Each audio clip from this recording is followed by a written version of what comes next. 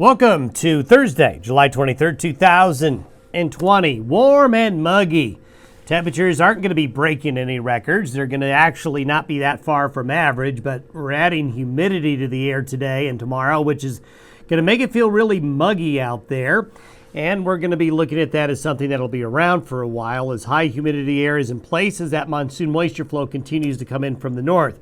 Afternoon and evening thunderstorms will be common, getting into more areas today and tomorrow.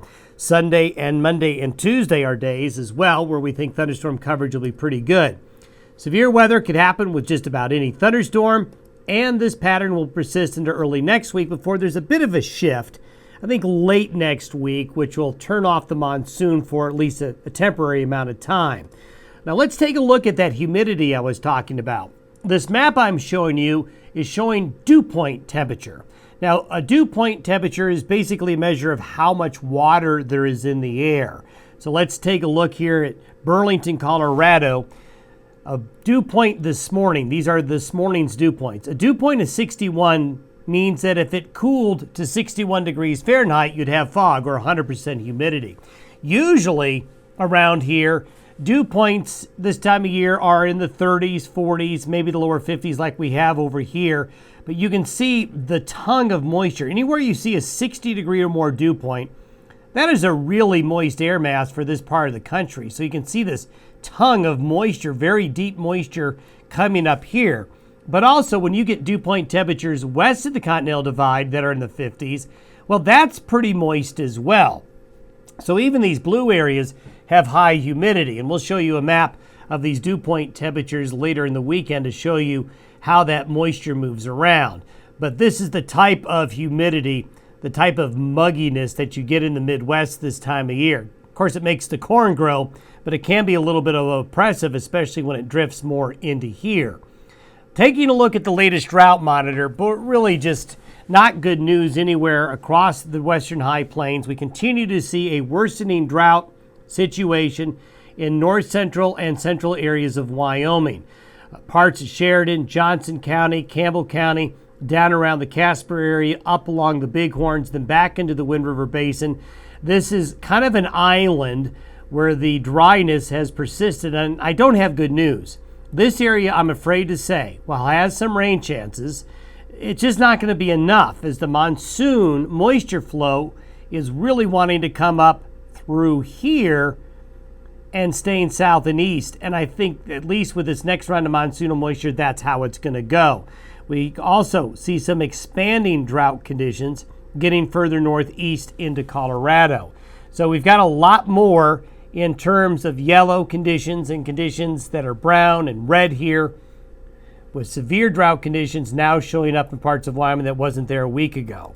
Now let's look where we were a year ago. I showed you a map like this last week. A year ago, for the exact same date, there was no drought really anywhere.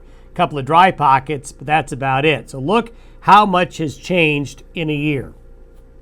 Now, going forward, let's step you through the next several days. We'll show you these precipitable water maps to give you an idea of where the better thunderstorms are going to be. For the afternoon hours of today, the deeper moisture in this you can find here in the green, but also anything that's white is going to have a fairly good amount of precipitable water as well. So anywhere you see white, green, or blue, there's going to be a chance for some shower and thunderstorm activity today. The deepest moisture in Colorado's western slope back into Utah. So some really good rain-producing thunderstorms will be noted here, maybe southeastern Colorado as well, then back up here into Montana and Idaho and eastern Oregon. Now, as we go into tomorrow, notice the change.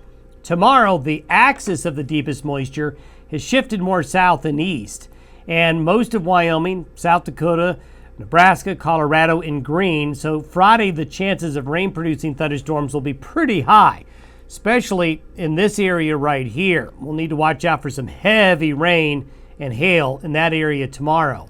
Saturday, notice the air dries out some. There's a pocket of drier air coming in, and the axis of deeper moisture is going to be more into Colorado, Nebraska, Kansas, and New Mexico.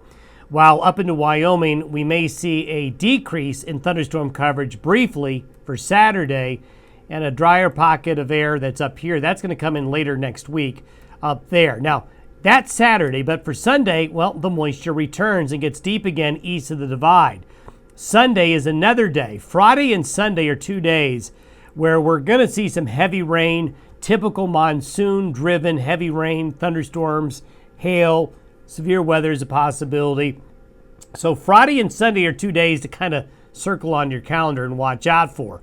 In between those days, more of a garden variety shower and thunderstorm pattern with maybe a little bit of a decrease in thunderstorms on Saturday. Now here's an example of those dew points again. This is Sunday afternoon. This is why I'm highlighting Sunday as a day where there could be a lot of rain in some areas. Look how deep and thick that moisture is with dew points in the 60s and 70s there. But also notice the contrast. Look at the contrast between eastern areas of the divide and areas west of the divide. Dew points drop into the 20s west of the divide during the second half of the weekend. So again, it's going to be the areas that are going to get wet will be east of the continental divide, harder to get wet west of the divide. That's been the pattern all summer. That'll be the pattern through the weekend and early next week. So we got to hope, especially Friday, as a day where some areas west of the divide can get some good rainfall. The precipitation forecast through Sunday afternoon looks like this. Again, now that I showed you those precipitable water maps, you know why the heavier precipitation axis continues to line up right there. Either side of that axis, the thunderstorm chances are lower and precipitation amounts are lower, like there. Thanks for listening and watching the Day Weather Podcast. We'll talk to you on Friday.